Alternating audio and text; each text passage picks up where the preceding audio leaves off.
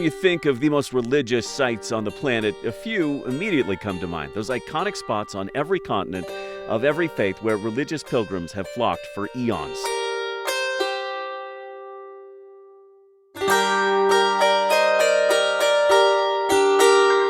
From Christ the Redeemer looming large over Rio to the holy old city of Jerusalem, cradle of 4 different faiths.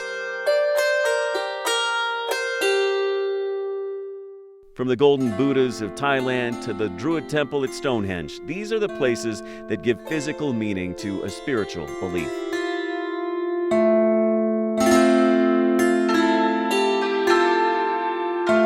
But we may have stumbled onto the most strangely unknown religious site we've ever seen, a place you've probably never heard of. It's a hodgepodge of as many as 200,000 crosses, first erected nearly 200 years ago, put here as a sign of rebellion, ripped apart by authorities, and then reassembled by proud locals. The site of religious pilgrimages now for decades. Even a pope came here, to a place that seems like a roadside attraction. In, of all places, Lithuania? But through time and history, this has proven to be so much more than a tourist trap.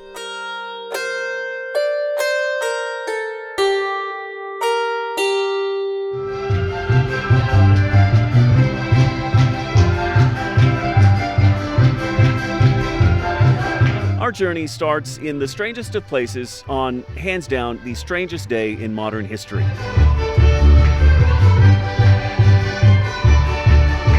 We'd been planning and preparing for the trip for weeks, even met up with this group of Lithuanians back home in Colorado where we live, who promised we were going to be there on one of the most important days in their home country.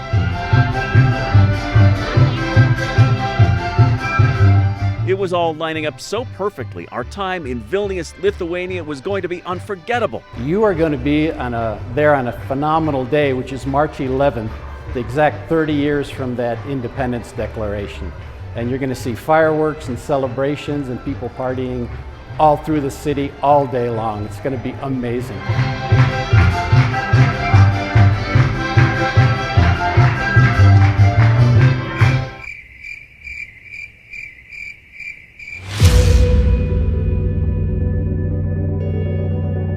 Yeah, not exactly a party. Streets pretty empty because March 11th, 2020, if you remember right, was sort of a big day in world history. Today, the World Health Organization officially announced that this is a global pandemic.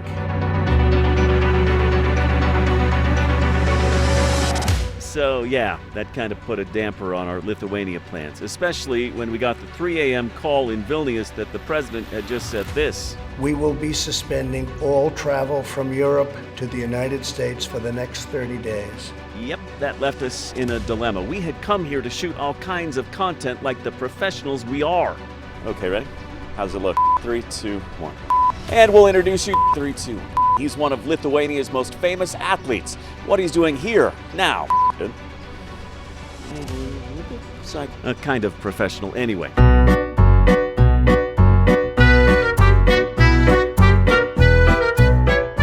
But thankfully, hours earlier, before we were being sent home by the President of the United States, we had visited one of the more strange and unexpected sites on our European walkabout.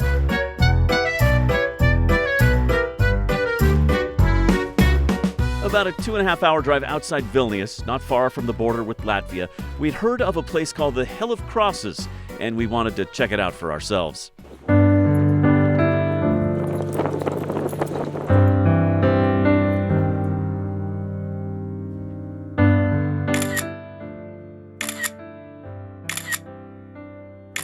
And when we got there, we were smacked in the face, not just by the driving cold Lithuanian wind, bigger than it first looks, but by the reverent, historic, jaw-dropping religious site that had been here for nearly 2 centuries, but that we'd never heard of.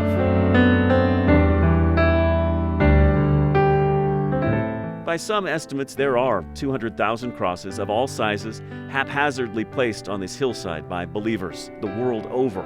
Some deeply detailed, some deeply personal, each deeply meaningful to the believer who left it here.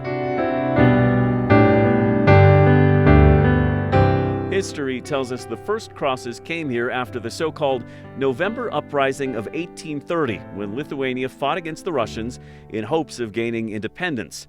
The Russians crushed them and their hopes. And not just that, they forbade the Lithuanians from honoring their loved ones who'd been killed in the clash. So family and friends quietly assembled and erected crosses and put them here at this spot as early as 1850. A few years later, another uprising, but the same result. More Lithuanians killed, more crosses erected here.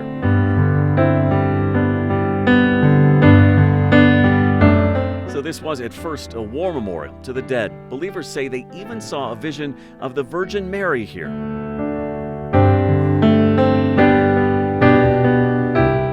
After 1940, when this was part of the Soviet Union, setting up crosses was actually against the law. The Hill of Crosses, a place of comfort and peace, became forbidden because it opposed Soviet ideology. And then, in 1961, the crosses were destroyed by the authorities. The wooden ones burned, the metal ones melted down for scrap.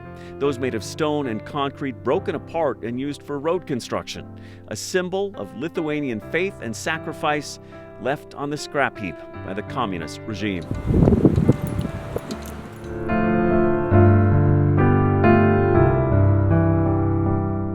But somehow, the crosses kept coming back. Year after year, decade after decade, the people of Lithuania returned.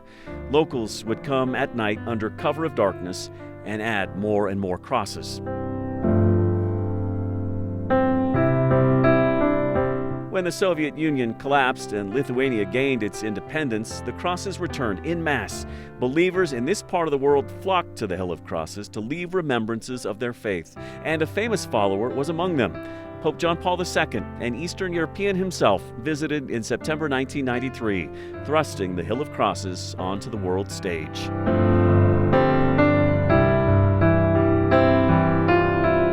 In the years since, a monastery has been built nearby. Tens of thousands of tourists have arrived, and many of them have left their own crosses behind.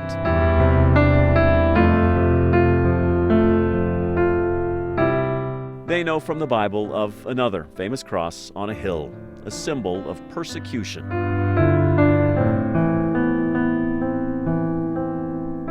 That's why this mound on a hillside in rural Lithuania will forever be a symbol of their own oppression, torn down, demolished, destroyed, but resurrected as a testament to their devotion.